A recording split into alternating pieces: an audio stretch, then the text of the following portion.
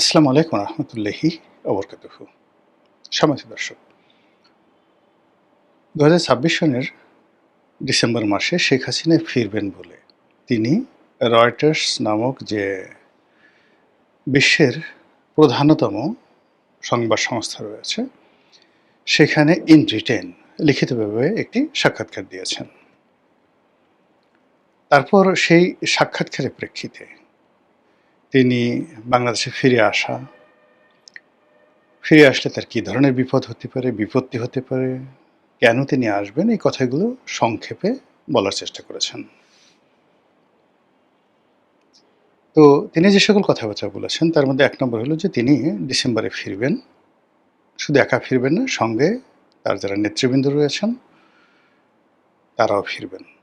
১, তিনি আক্ষেপ করে বলেছেন যে বাংলাদেশ সরকার তাকে আনার জন্য বা তাকে ভারত থেকে ফেরত পাঠানোর জন্য চিঠিপত্র পাঠাচ্ছে। তো এ সকল চিঠিপত্র পাঠানোর দরকার নেই। আমি নিজেই আসছি। আচ্ছা। এর আগে তিনি যে কথাগুলো বলেছিলেন সেখান থেকে ১৮০ ডিগ্রি অ্যাঙ্গেলে সরে এসেছেন। তিনি এসে এইবার আত্মসমর্পণ করবেন, জেলে যাবেন এবং যে বিচারিক প্রক্রিয়া রয়েছে সেগুলো মোকাবেলা করবেন। তিনি নিজেকে সাবমিট করেছেন বা তার একটা পোলাইট সাবমিশন আমরা লক্ষ্য করলাম। তিনি যেটি বলার চেষ্টা করেছেন যে তার ভুলভ্রান্তি হয়েছে। দীর্ঘদিন ক্ষমতায় থাকলে একটি সরকার সচরাচর যে ভুলগুলো করে তাদেরও সেই ভুল স্বাভাবিক। তিনি সরাসরি ক্ষমা চাননি, কিন্তু এই যে নিজেকে সাবমিট করেছেন, তারপর তিনি দেশের মাটিতে মরতে চাচ্ছেন, দেশের বিচার ব্যবস্থার প্রতি আস্থা স্থাপন করে তিনি বিচার বিভাগের কাছে আত্মসমর্পণ করতে চাচ্ছেন। এই বিষয়গুলো নিয়ে মানে তার যারা প্রতিপক্ষ তারা শুধুমাত্র যে বদনামগুলো করার চেষ্টা করছে, আরে না, সে ফিরবে না। সেখানে সে রাজার হালে আছে। এ সকল কথাবার্তা বলেন উনি নিজেকে চাঙ্গা রাখার জন্য, দলের নেতাকর্মীকে চাঙ্গা রাখার জন্য, এবং তিনি যে এখনো বেঁচে আছেন। পৃথিবীতে তার যে অস্তিত্ব আছে এটি জানান দেওয়ার জন্য সে বিদেশে বসে সকল বলছে। ফলে বাংলাদেশে যারা বিএনপির লোকজন আছেন, এনসিপি জামাতের লোকজন আছেন, অপেক্ষাকৃত যারা তরুণ, তারা অনেকটা সিনেমাটিক কায়দায় বলার চেষ্টা করছেন আপা আর আসবে না। আপার দিকে তাকিয়ে কোনো লাভ হবে না। তারপরে অন্য সব বাংলা ভাষায় যে সকল গালাগাল ইদানিং তারা শুরু হয়েছে, যেভাবে সিডিআই দিয়ে বিভিন্ন কথাবার্তা বলে, ওভাবে শেখ হাসিনা এবং তার বংশজনকে নিয়ে নানা রকম সিডিআই তারা চালিয়ে যাচ্ছেন। কিন্তু এর বাইরে কি হচ্ছে? মানে এই যে আমরা যা কিছু দেখছি, তার বাইরে আসলে পর্দার আড়ালে কি হচ্ছে? প্রথমত যে গুজবগুলো, যে সম্ভাবনাগুলো এবং যে কার্য এবং কারণগুলো মোটামুটি পলিটিক্যাল সায়েন্স অনুযায়ী আলোচনা করা যেতে পারে এবং লোকজন আলোচনা করছে। মানে আলোচনা করা যেতে পারে যেগুলো আলোচিত হয়নি সেগুলো, এবং যেগুলো আল্টিমেটলি লোকজন আলোচনা শুরু করে দিয়েছে সেই বিষয়গুলো খুব সংক্ষেপে বলার চেষ্টা করব, তারপর অন্য প্রসঙ্গে যাব। ১ নম্বর ভারতের প্রসঙ্গ। ভারত, কেউ বলছে সরকারকে একটা চাপে ফেলার জন্য শেখ হাসিনাকে ট্রাম্প কার্ড হিসেবে ব্যবহার করছে। কেউ বলার চেষ্টা করছে যে ভারত আর শেখ হাসিনাকে রাখতে চাচ্ছে না। তাদের কাছে মনে হচ্ছে শেখ হাসিনা দিল্লিতে আছে, এটা তাদের জন্য একটা লায়াবিলিটিস, এবং সেই লায়াবিলিটিসের কারণে তারা বাংলাদেশ সরকারের সঙ্গে সম্পর্ক স্থাপন করতে পারছেন না। আর সেই সম্পর্ক স্থাপন করতে না পারার কারণে ব্যবসা বাণিজ্য থেকে শুরু করে তাদের যে আন্তর্জাতিক কূটনীতি, সেই কূটনীতিতে তারা ভীষণ রকম বিপর্যস্ত হয়ে পড়ছেন। তারা আরও বলার চেষ্টা করছেন এই গ্রুপটি যে শেখ হাসিনা একরোখা প্রকৃতির মানুষ, সে কারো কথাবার্তা শুনছে না, ফলে তার দায় দায়িত্ব আর ভারত নেবে না। ফলে ভারত তাকে পুশিং করবে সীমান্ত দিয়ে, অথবা বন্দি বিনিময় যে আইন আছে সেই আইন অনুযায়ী তাকে গ্রেপ্তার দেখিয়ে বাংলাদেশ সরকারের কাছে প্রত্যর্পণ করবে। এটা হলো এক ধরনের আলোচনা। দ্বিতীয় যে আলোচনা, সে আলোচনাটা হলো ঠিক এটার বিপরীত। তাদের বক্তব্য হলো যে শেখ হাসিনা বাংলাদেশে আসতে চাচ্ছেন, এর কারণটা হলো ভারত চাচ্ছে শেখ হাসিনা বাংলাদেশে ফিরে আসুন। এবং আরও ভয়ঙ্কর এবং অসম্ভব রকম বিভিন্ন রকম প্রেডিকশন, কথাবার্তা, আলোচনা এই গ্রুপগুলো করে যাচ্ছে এবং তারা প্রায় সবাই পুরো আওয়ামী লীগ, পুরো আওয়ামী লীগের যারা লোকজন, এবং তারা মনে প্রাণে বিশ্বাস করেন, এখানে কোনো যুক্তি নাই, কোনো কিছু নাই, জাস্ট বিলিভ। তারা বিশ্বাস করেন যে শেখ হাসিনার কতগুলো অলৌকিক ক্ষমতা রয়েছে। তারা বিশ্বাস করেন শেখ হাসিনার সঙ্গে নরেন্দ্র মোদীর একটা অসাধারণ কূটনৈতিক সম্পর্ক রয়েছে, যেভাবে ব্রিটিশ প্রধানমন্ত্রী মার্গারেট থ্যাচার এবং আমেরিকান প্রেসিডেন্ট রোনাল্ড রিগানের সঙ্গে ছিল। তো এই কৌশলগত সম্পর্কটি নরেন্দ্র মোদী এগিয়ে নিতে চাচ্ছেন।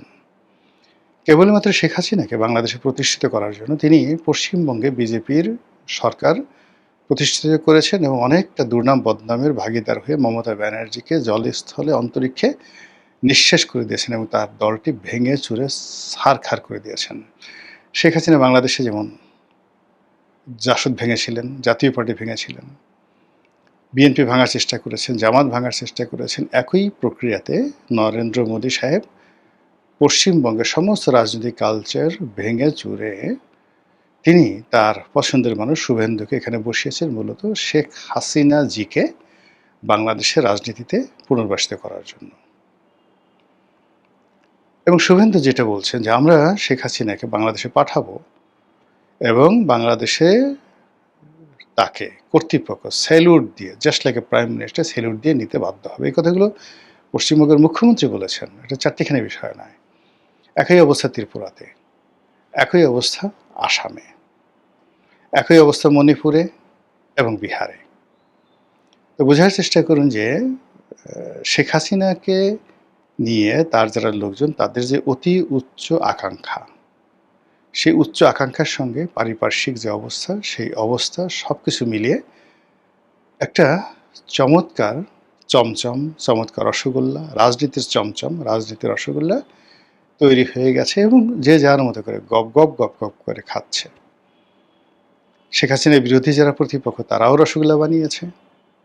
আহাহা, আওয়ামী লীগ নেই, শেখ হাসিনা নেই, কাজে আগামী 20 বছর, 30 বছর, 40 বছর আমরা নিশ্চিন্তে, নির্ভাবনায়, চোখ বুজে ক্ষমতায় থাকতে পারবো, এক ধরনের রসগোল্লা।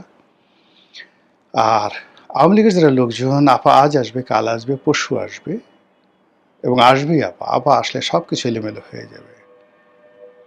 আকাশের যে সূর্য, সূর্য যদি জামাত নেতা শাহজাহান চৌধুরীকে ছায়া দিতে পারেন, শেখ হাসিনা দোষটা করছে কি বলেন তো?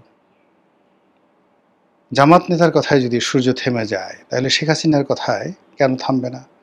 শাহজাহান চৌধুরীর কথায় কয়জন মানুষ চলে, কিন্তু শেখ হাসিনার কথায় যদি 40 জন লোকের মধ্যে একজন করে অলি আল্লাহ থাকে, প্রতি 40 জন, আমরা বলি না 40 জনের মধ্যে একজন অলি আল্লাহ থাকে, তো শেখ হাসিনার 6 কোটি কর্মী সমর্থক, আওয়ামী লীগ করার লোকজন, তাদের মধ্যে যদি 40 জনে একজন অলি আল্লাহ থাকে, তাহলে আওয়ামী লীগে কতজন অলি আল্লাহ আছে? আর সেই অলি আল্লাহদের সর্দার হিসাবে, নেতা হিসাবে, পীর হিসাবে, তাহলে আপনি শেখ হাসিনাকে কি বলবেন? হজরতুল আল্লাম। এর বাড়িতে আপনি তাকে কোনো কিছু বলতে পারবেন না। গাউসুল আজম বলতে পারেন, কুতুবে রাব্বানি বলতে পারেন, ইত্যাদি নানা রকম যে উপাধিগুলো রয়েছে, সেগুলো বাইরে যতই বলেন না কেন, তার তো এই যে তার যে 6 কোটি লোক আওয়ামী লীগ করে, তারা তো তাকে কি বলবো, এই পৃথিবীর সবচেয়ে ক্ষমতাধর, সবচেয়ে যাকে বলা হয় ভালো মানুষ, সবচেয়ে মানবিক নেত্রী, যোগ্য নেত্রী, তারাই তো মনে করে। এখন আপনার যত খারাপ লাগুক না কেন, আপনি তো আওয়ামী লীগের লোকের মনের উপরে কোনো প্রভাব বিস্তার করতে পারবে না। সেই মানুষগুলো আওয়ামী লীগের এই সভানেত্রীর ফিরে আসা নিয়ে একটা স্বপ্ন বাসর তৈরি করেছে। যেটি ইন্টারনেটে দেখলাম যে বেশ কয়েকজন শীর্ষ নেতা আছেন, যারা অনেকে দিল্লিতে মানে কলকাতায় থাকতেন, যারা অনেকে এই ইংল্যান্ডে ছিলেন, আমেরিকাতে ছিলেন, তারা দলে দলে অন্তত 20 থেকে 25 জন লোক অ্যাট দিস মোমেন্ট, মানে উনি বক্তব্য দেওয়ার সঙ্গে সঙ্গে সব দল বেঁধে দিল্লিতে চলে এসেছে এবং দিল্লি প্রেস ক্লাবকে কেন্দ্র করে এদের একটা চক্র গড়ে উঠেছে।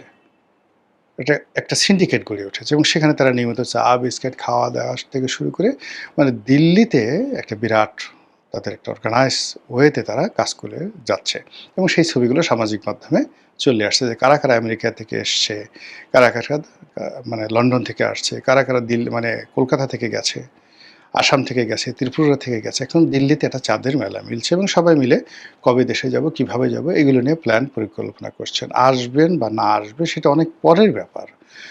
প্রথমত যে এই যে তারা দৃশ্যমানভাবে দিল্লিতে উপস্থিত হয়েছেন, বৈঠক করছেন এবং এক একজনের ফেসবুকে ৩০ লাখ ৪০ লাখ পর্যন্ত ফলোয়ার রয়েছে এবং তারা সেই ফেসবুকে তাদের সেই ছবি লোড করছেন, আপলোড দিচ্ছেন, দেশে আসবেন, নেত্রীর সাথে এই যাকে বলা হয় তারা কারাবরণ করবেন এই কথাগুলো তারা প্রকাশ্যে বলছেন।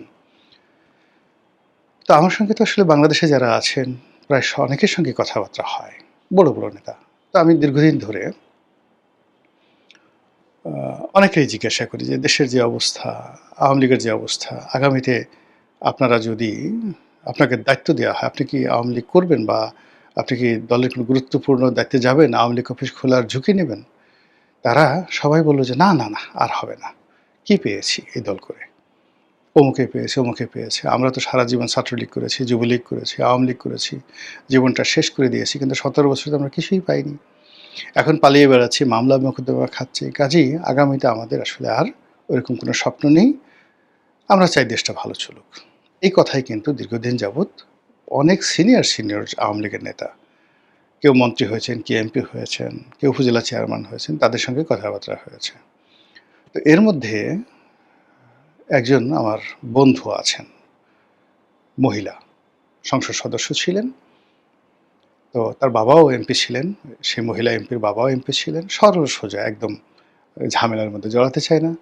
আওয়ামী লীগকে ভালোবাসে কিন্তু আ ঝুঁকি নিতে চায় না। তো সেও মাঝে, মাঝে ফোন করত যে, "দোস্ত খবর কি?" ইত্যাদি, ইত্যাদি। তা আমি যখন বলতাম, ওই একই কথা বলতাম যে, "আচ্ছা ধরো তোমাকে একটা জেলার সভাপতি বানানো হলো বা তোমাকে মহিলা আওয়ামী লীগের একটা সভানেত্রী বা সেক্রেটারি বানানো হলো। তুমি কি এই এখন যেখানে পালিয়ে আছো সেখান থেকে বের হবা?" কয়, "না, বের হব না, বের হব না। আমি ঝামেলা নিতে যাবো কেন এখন?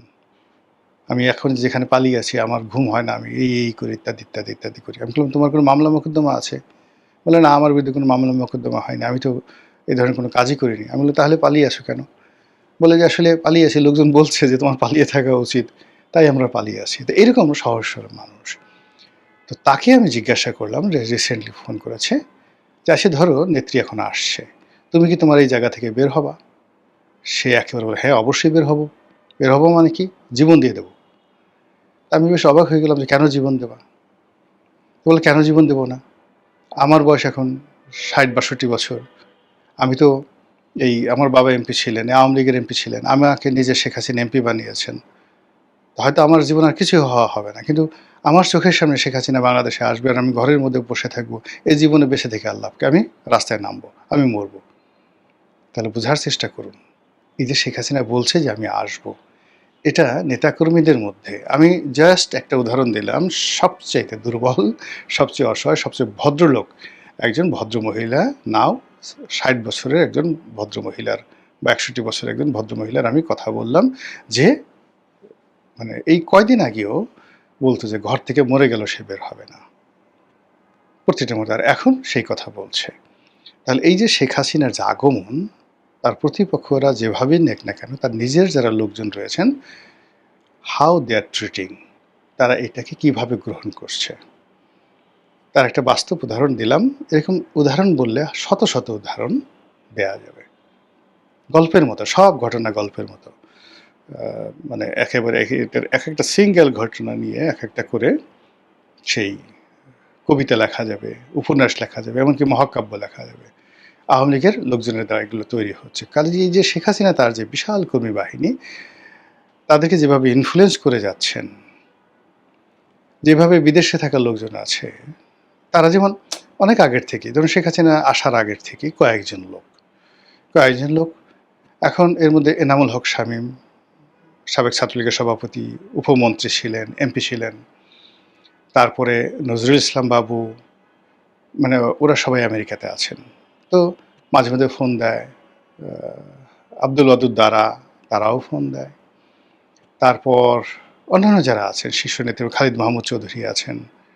তো তাদের বক্তব্যটা হলো যে আসলে যেকোনো একটা কারণে বা ঘটনার আকস্মিকতা চলে আসছে, কিন্তু বিদেশ তো আমাদের জায়গা না, আমাদের ভালো লাগছে না। আমরা দেশে যাব, জেলে থাকব, বাকি জীবন জেলে থাকবো, কিন্তু অ্যাটলিস্ট বাংলাদেশের আকাশ বাতাস দেখব, জেলে যারা আছেন অন্যান্য আওয়ামী লীগের নেতৃবৃন্দ রয়েছেন তাদের সঙ্গে একসাথে থাকবো। আর বাঁচবেই বা কয়দিন? এখন আমার যারা বন্ধুবান্ধব বা আমি যাদের সঙ্গে 2009 সনে এমপি ছিলাম, মোরলের সবারই বয়স এখন মানে 60-এর কাছাকাছি বা 60 ক্রস করেছে। তো কাজেই এই বয়সে এসে তারা আসলে বাংলাদেশে আসতে চাচ্ছে, এবং সেই আসার সঙ্গে যখন শেখ হাসিনা এরকম একটা কথা বলেছেন, তো ওরা কিন্তু এমনি আসতে চাচ্ছিল। আমার সঙ্গে 6 মাস আগে কথা বলল, তারা বলছে যে আমরা আসবো, এমনি যা হয় হবে। আমরা শুধুমাত্র এতটুকু গ্যারান্টি চাই যে এয়ারপোর্টে আমাদেরকে আসার সাথে সাথে অ্যারেস্ট করলো, অ্যারেস্ট করে আমাদের জেলে নিয়ে গেলো, ডিম ডুম যেন না মারা হয়, এই এতটুকুই, নাথিং মোর। এর বেশি আর কিছু চাই না। এরপরে যা হবে, জেল ফার যা হবে হবে। তো এই ছিল তাদের মন মানসিকতা। গত 2 বছর এইভাবে বিদেশে যারা আছেন মোরালেস সবাই কিন্তু এভাবে হাঁপিয়ে উঠেছেন দেশে আসার জন্য। যারা প্রবাসে থাকেন বা প্রবাসে গেছেন, বাংলাদেশি ব্যবসা বাণিজ্য আছে, সবারই একই অবস্থা। আপনি ধরেন একসময় এই বসুন্ধরার মালিক, তারা তো বিদেশে ছিলেন। তাদের তো টাকা পয়সার অভাব ছিল না। দুবাই, লন্ডনে রাজার হালে থাকতে পারতেন। কিন্তু তারা কেন বাংলাদেশে এলেন? সিরিয়াসলি বাংলাদেশে আসলেন। এই যে এখন আনভীর যে বসুন্ধরা মালিকের ছেলে, যার বিরুদ্ধে এত অভিযোগ। তো ও তো দুবাইতে পালিয়েছিল, মানে ইনুস জামানাতে। এখনো তার জীবন ঝুঁকিমুক্ত নয়, কিন্তু সে চলে আসছে বাংলাদেশে। অফিস করছে, ব্যবসা-বাণিজ্য দেখছে। আচ্ছা ঠিক আছে, জেলে যাই, কিন্তু বিদেশে থাকবে না। মানে বাংলাদেশে যাদের অস্তিত্ব আছে আসলে তারা বিদেশে যেতে পারে না। ফলে সালমান এফ রহমান বলেন, এস এ আলম বলেন, তারা হয়তো বিভিন্ন কারণে বিদেশে অর্থ নিয়েছে, পাচার করেছে, তারপর টাকা খরচ করেছে, চুরি করেছে, চামারি করেছে, কিন্তু হ্যাপিনেস হচ্ছে না। দেশের মাটিতে তারা আসার জন্য সুযোগ খুঁজবে, এবং সেই সুযোগটির ক্ষেত্রে মানে এই যে শেখ হাসিনার যে আশা, যে হুমকি বা আসার যে অভিলাষ বা ঘোষণা, এটা রীতিমতো আওয়ামী লীগের নেতাকর্মী যারা প্রবাসে আছে তাদের কাছে এটা অনেকটা একটা ম্যাগনা কার্টার মতো। তারা মনে করছে শেখ হাসিনা যাবে, মারি মুছি একসাথে মরবো। তারপরে শেখ হাসিনা যাবেন, অবশ্যই ভারতের একটা এখানে হেল্প থাকবে, ফলে আমরা একটু প্রোটেক্টেড হব। এই মিলিয়ে দেখা যাচ্ছে যে দিল্লিতে আওয়ামী লীগ নেতাদের যে চাঁদের হাট বসেছে, সেই হাটে এখন কিভাবে কোন জিনিস বেচাকেনা হয় সেটি দেখার বিষয়। মহান আল্লাহ আমাদের সবাইকে হেদায়েত দান করুন এবং হেফাজত করুন। আসসালামু আলাইকুম ওয়া রাহমাতুল্লাহি ওয়া বারাকাতুহু।